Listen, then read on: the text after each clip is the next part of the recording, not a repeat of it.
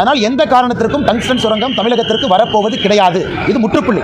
Chennai police commissioner அவரும் முன்னுக்கு முரணாக பேசுறாங்க. சட்டத்துறை அமைச்சர் முன்னுக்கு முரணாக பேசுறாங்க. இன்னைக்கு முதலமைச்சர் அவர்களும் முன்னுக்கு முரணாக பேசுறாங்க. நான் பத்திரிகை நண்பர்கள் மூலமாக தமிழக மக்களை நினைவுபடுத்த விரும்புகின்றேன். கடந்த ஒரு 15 நாட்களாக குறிப்பாக திராவிட முன்னேற்ற கழகத்தினுடைய அமைச்சர்கள் என்னெல்லாம் பேசினாங்க. ஆரம்பத்தில் திராவிட முன்னேற்ற கழகத்தினுடைய 2ஆம் கட்ட தலைவர்கள் என்ன சொன்னாங்கன்னா, அந்த ஞானசேகரன் திராவிட முன்னேற்ற கழகத்திலே கிடையவே கிடையாது, யாருன்னே தெரியாது. இதை அமைச்சர் ரகுபதி அவர்களே சொன்னாங்க. நிச்சயமா திமுக இல்ல, எங்களுக்கு தெரியவே தெரியாது. ஆனால் இன்னைக்கு சட்டப்பேரவையில் முதலமைச்சர் அவர்கள் பொய் சொன்னால் அது பிரச்சனையாக முடிந்துவிடும் என்பதற்காக கட்சியினுடைய அனுதாபின்னு ஒரு வார்த்தையை போட்டு தப்பிச்சுக்க பார்க்குறாரு. கட்சியினுடைய அனுதாபின்னு சொன்னால் நாளைக்கு தலைவர்னு வந்தாலும் கட்சியில் இருந்தாங்க, பொறுப்பில் இருந்தாங்கன்னு சொன்னாலும் தப்பிச்சுக்கலாம்.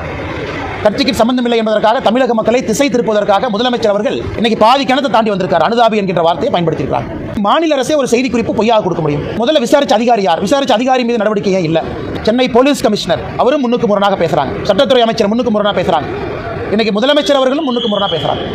இதற்கு சிபிஐ தான் தீர்வா?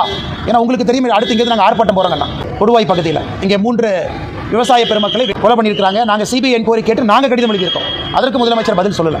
இரண்டாவது, டங்ஸ்டன் சுரங்கத்தை பொறுத்தவரை முதலமைச்சர் அவர்கள் ஒரு விஷயத்தை புரிஞ்சுக்கணும். மத்திய அரசு தெளிவாக டங்ஸ்டன் சுரங்கம் அங்கே அனுமதி இல்லை என்று சொல்லியிருக்கிறாங்க.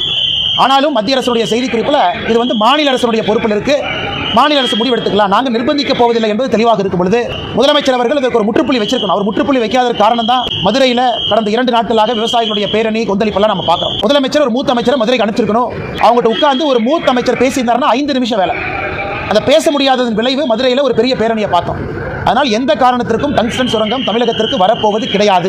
இது முற்றுப்புள்ளி. ஆனால் முதலமைச்சர் இப்போவாவது அரசியல் செய்யாமல் இதற்கு ஒரு முற்றுப்புள்ளி வைத்து இந்த பிரச்சனையை முடிக்க வேண்டும் என்று விரும்பினோம்.